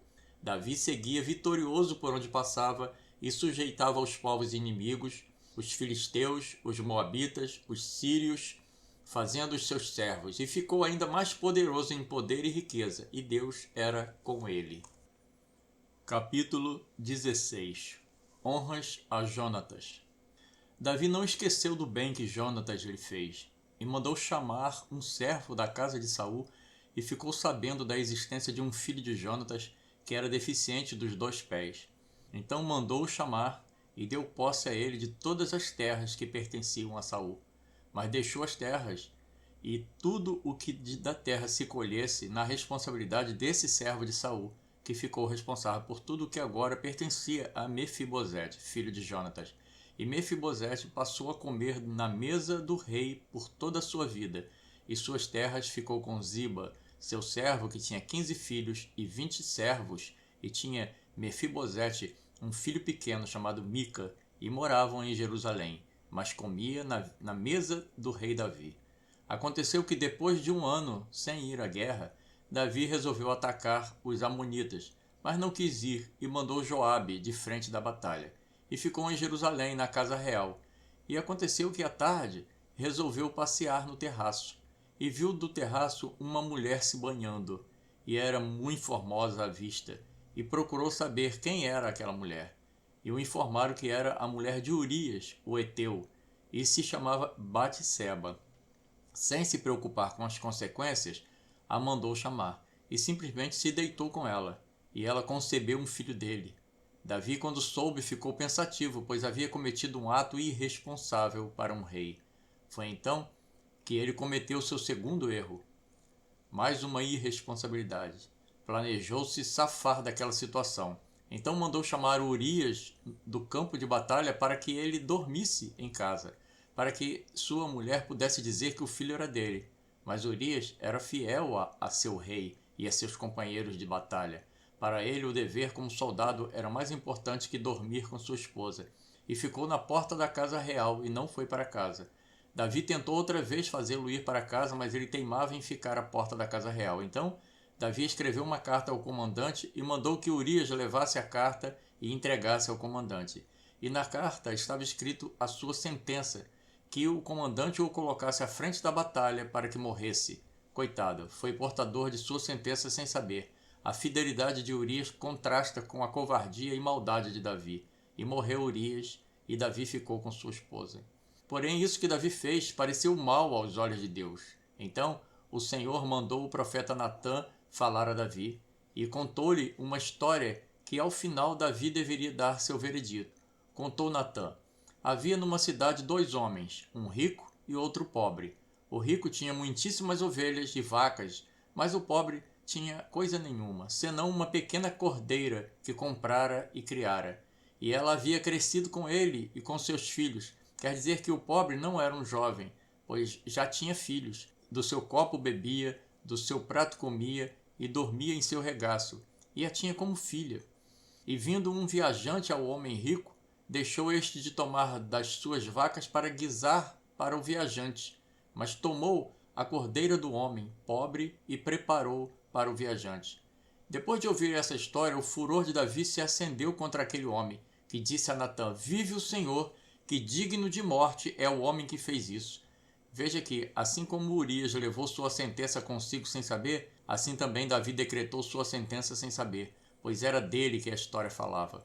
Pois tinha quantas mulheres quisesse, mas tomou a mulher de um soldado que estava lutando por você, e o levou à morte covardemente. Portanto, o filho que te nasceu certamente morrerá, e 7 dias depois a criança morreu. Nada fica sem punição nesta terra, isso é, somente o princípio das dores, pois outras punições estão a caminho para Davi.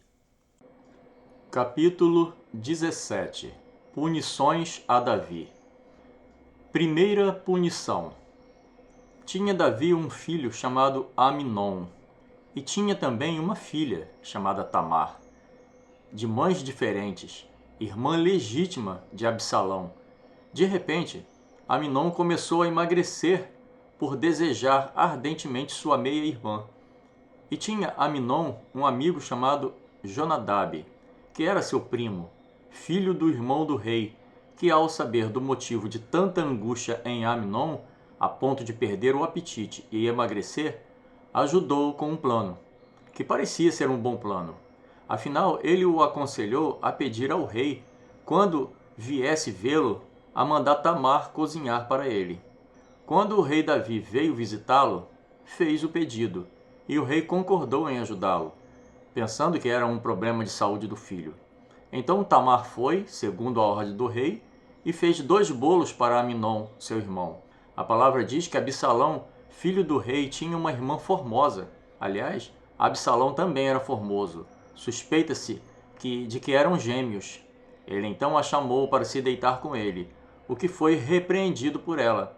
Mas deixou claro que se ele pedisse ao rei e ele consentisse, ela aceitaria. Mas dessa forma, ela seria desgraçada para sempre. Mas ele não deu ouvidos e a tomou à força.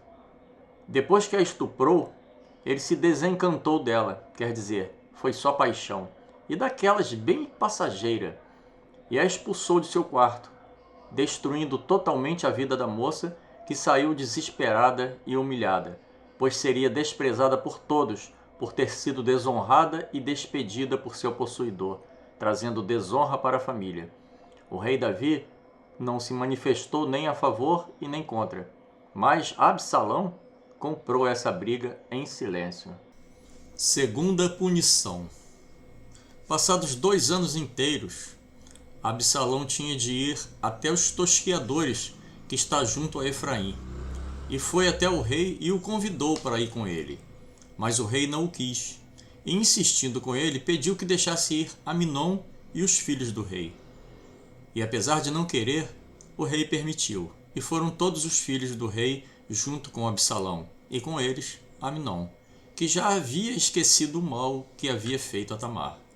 Mas Absalão não tinha esquecido, e agora era a hora do ajuste de contas com seu meio-irmão. E Absalão deu ordem aos seus moços, dizendo: Tomai sentido. Quando o coração de Aminon estiver alegre do vinho, e eu vos disser: fere a Aminon, então o matareis. Não temais. Porventura não sou eu que vô-lo ordenou? Esforçai-vos e sejam valentes. E os moços de Absalão fizeram a Aminon como Absalão havia ordenado. Então todos os filhos do rei fugiram em seus mulos, e rapidamente chegou aos ouvidos do rei que Absalão havia matado todos os filhos do rei. E antes mesmo de confirmar, o rei rasgou suas vestes e se lançou por terra. Mas aquele sobrinho que ajudou a Aminon no plano para atrair Tamar falou ao rei que seus filhos estavam vivos, menos Aminon, pois Absalão o matara pelo que fez a Tamar. Assim, Tamar fora vingada, mas as punições ao rei ainda não terminara, pois Aminon estava morto e Absalão estava fugido, quer dizer, perdeu mais 2 filhos. Terceira punição. 3 anos depois desse acontecimento, e com saudades de Absalão, o rei manda que pare de se esconder e volte para casa. Só que não queria vê-lo, mas poderia viver ali sem ter contato com ele. E assim, viveu Absalão 2 anos inteiros e não viu a face do rei. Em homenagem à sua irmã, Absalão teve uma filha e colocou o nome de Tamar, e era também muito formosa. Absalão mandou recado a Joabe para o colocar diante do rei, mas Joabe não veio. Mandou outro recado, e Joabe também não veio. Então mandou seus servos atearem fogo nas terras de Joabe, que ficavam próximas à sua. E só assim Joabe veio ao seu encontro para tirar satisfação. E foi aí que Absalão lhe falou do desejo que tinha de estar diante do rei, seu pai. E Joabe conseguiu um encontro entre pai e filho, e o rei o beijou, e tudo voltou ao normal, pois o rei já havia aceitado o que houve com Aminon.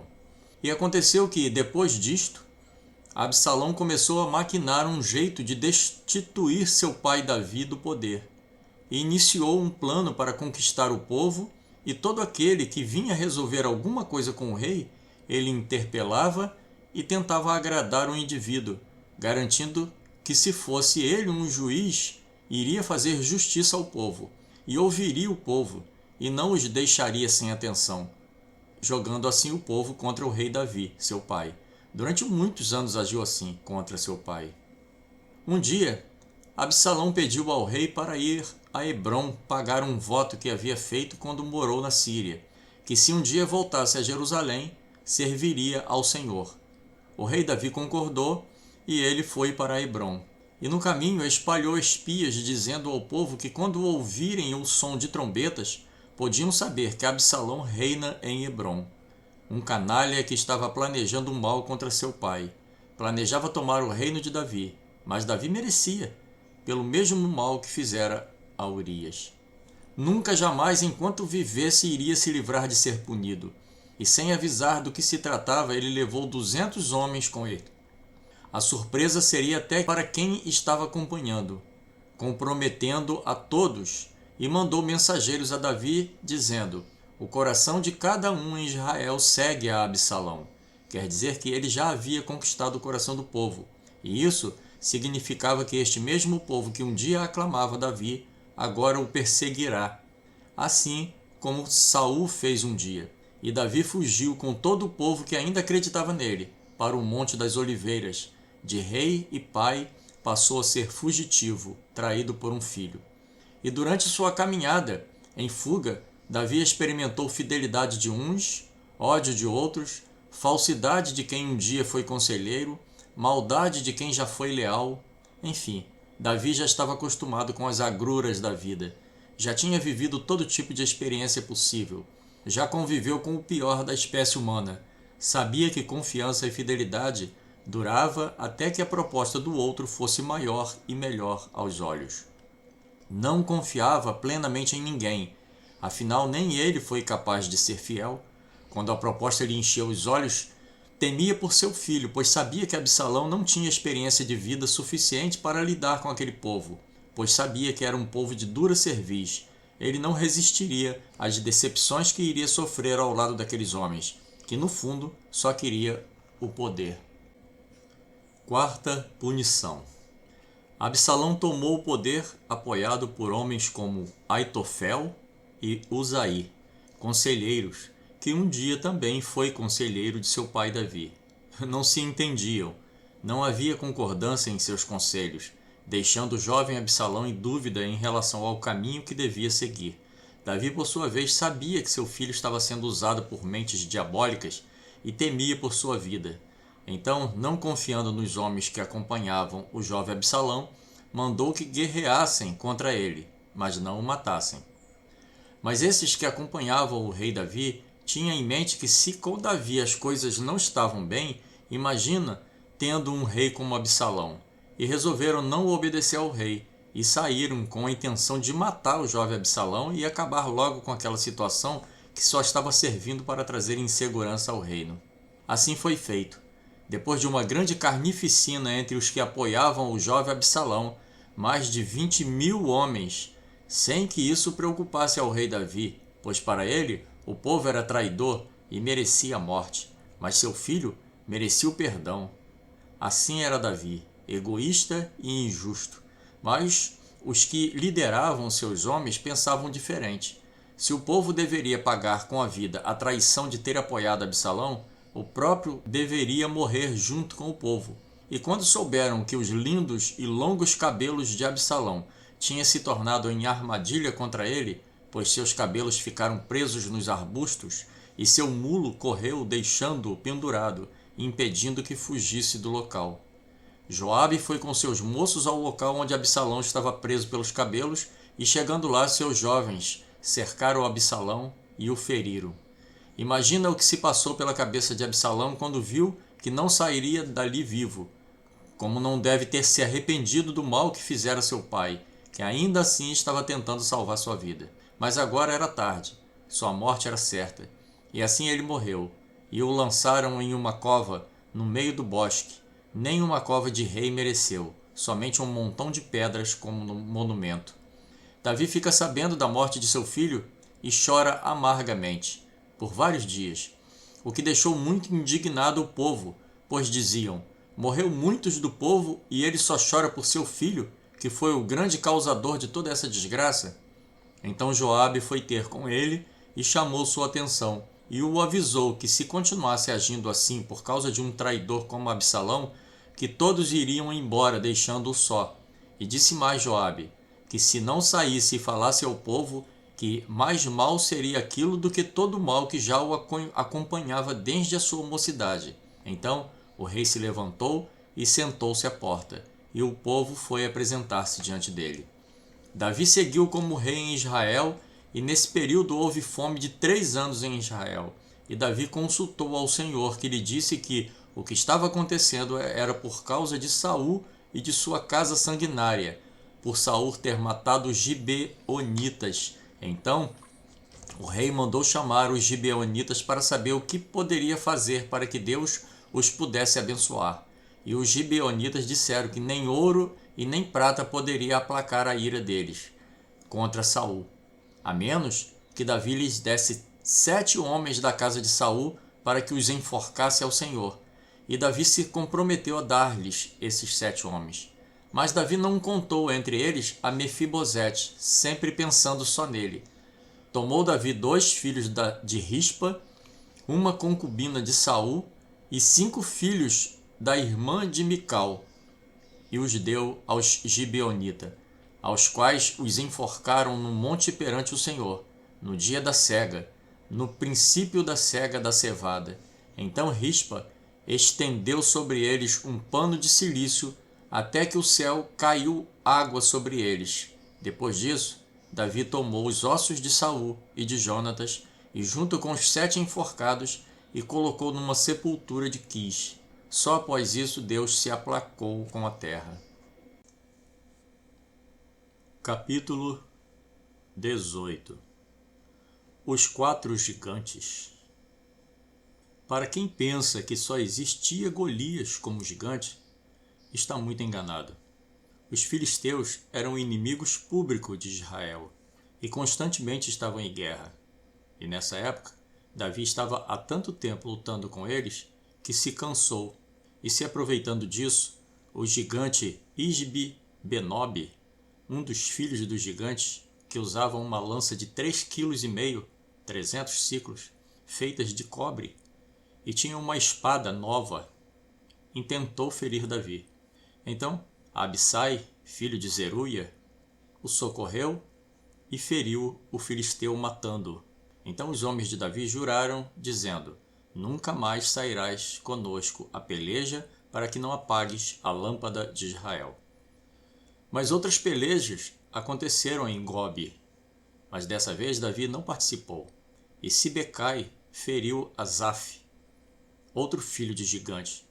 Houve outra peleja, e Elanã, filho do belenita Jaare-Oregim, e feriu Golias, outro filho de gigante, cuja lança era uma haste de tecelão. E outra peleja houve em Gate, onde estava um homem de alta estatura, que tinha em cada mão 6 dedos e em cada pé outros 6 dedos, 24 ao todo. E era filho dos gigantes, e injuriava Israel. Porém Jonatas, filho de Simeia, irmão de Davi, o feriu. Estes 4 nasceram dos gigantes, porém caíram nas mãos de Davi e seus servos. Nesta época existiam gigantes na terra ainda. Capítulo 19. Cântico de Davi. E falou Davi ao Senhor as palavras deste cântico, no dia em que o Senhor o livrou das mãos de todos os seus inimigos e das mãos de Saul. Disse, pois: O Senhor é o meu rochedo e o meu lugar forte e o meu libertador. Deus é o meu rochedo, e nele confiarei, o meu escudo e a força de minha salvação, e o meu alto retiro e o meu refúgio. Ó meu Salvador, de violência me salvaste.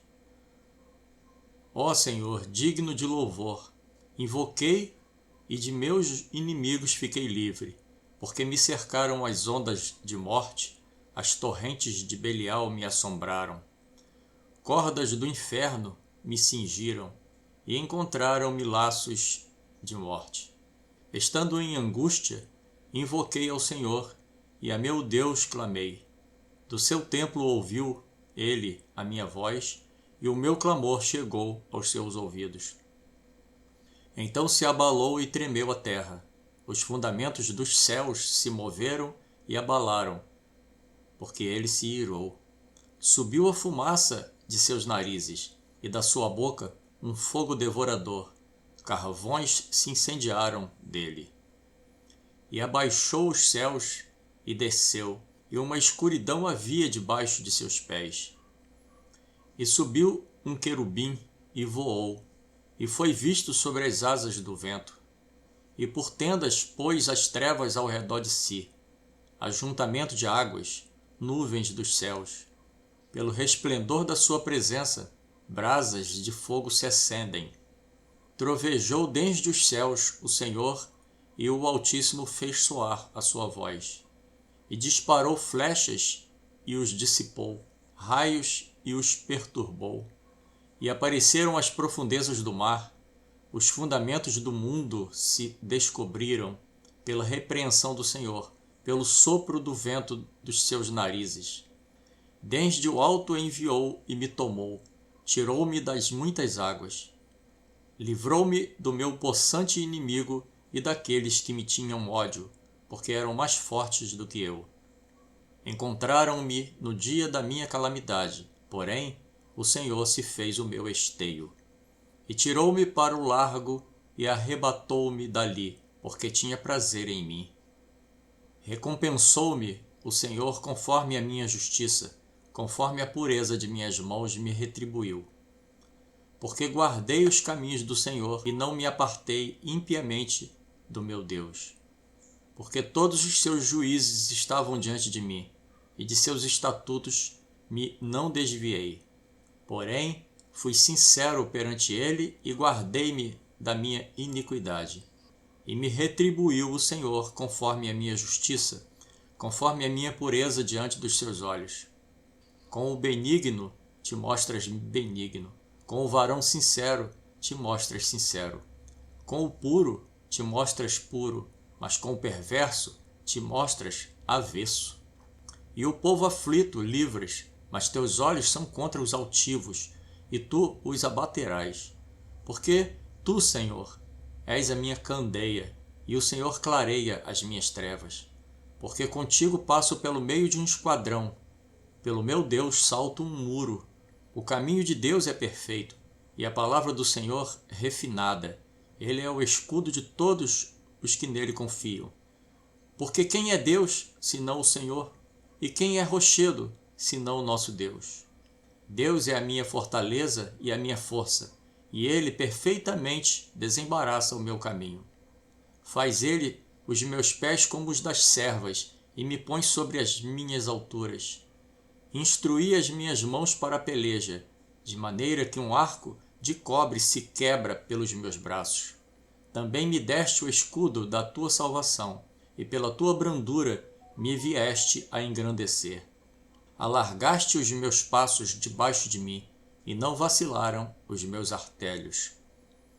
Persegui os meus inimigos e os derrotei, e nunca me tornei até que os consumisse.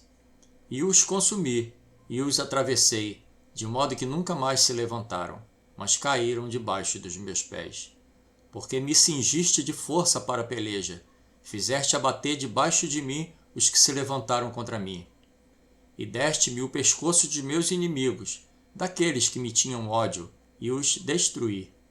Olharam, porém não houve libertador, sim, para o Senhor, porém não lhes respondeu.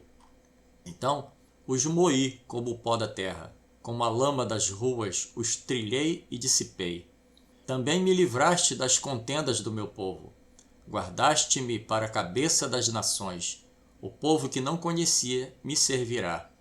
Os filhos de estranhos se me sujeitaram, ouvindo a minha voz, me obedeceram. Os filhos de estranho descaíram e, cingindo-se, saíram dos seus encerramentos.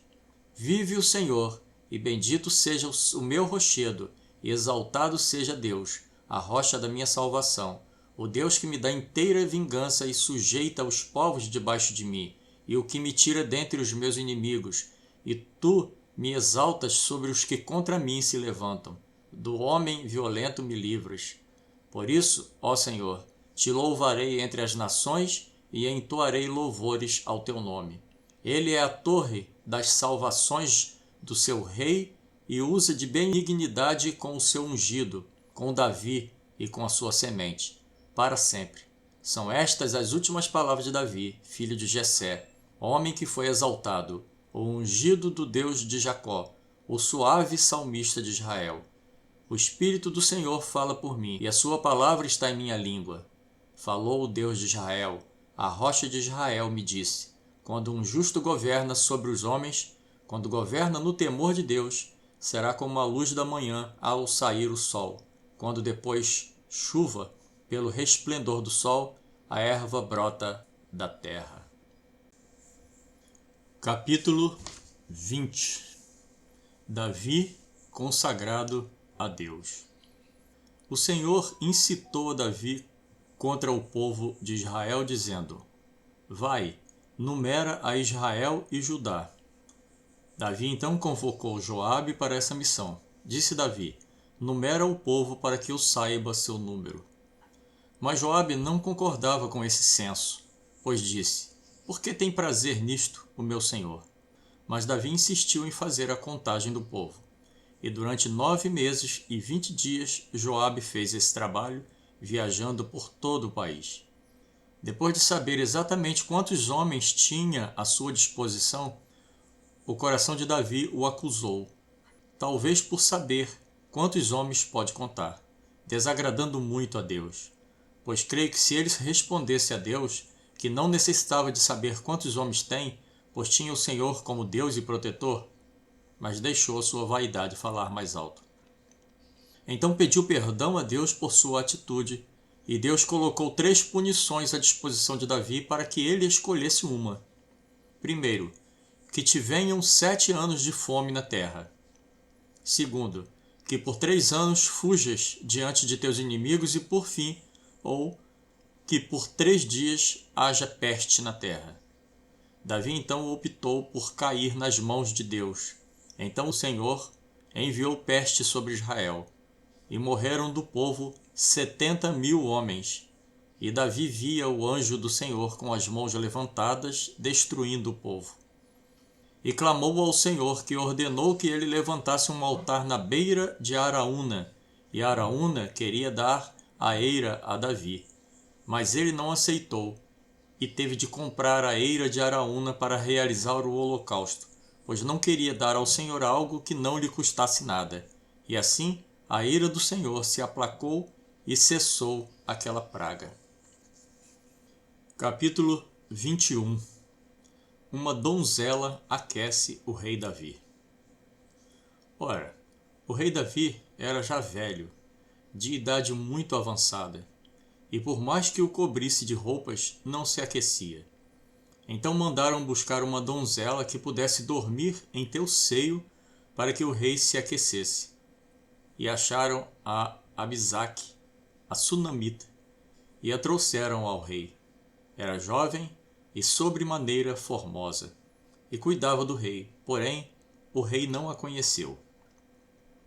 Nesta época, por Davi já estar muito velho, seu filho Adonias resolveu por conta própria reinar em Israel. E assim fez. E ainda deu uma festa e não convidou Davi, e nem o seu ministério e seus homens de confiança, como uma provocação. Mas Batseba procurou Davi e o fez lembrar que a quem seria dado o reino seria a seu filho Salomão, dito pelo próprio Davi. Mas agora Adonias reina.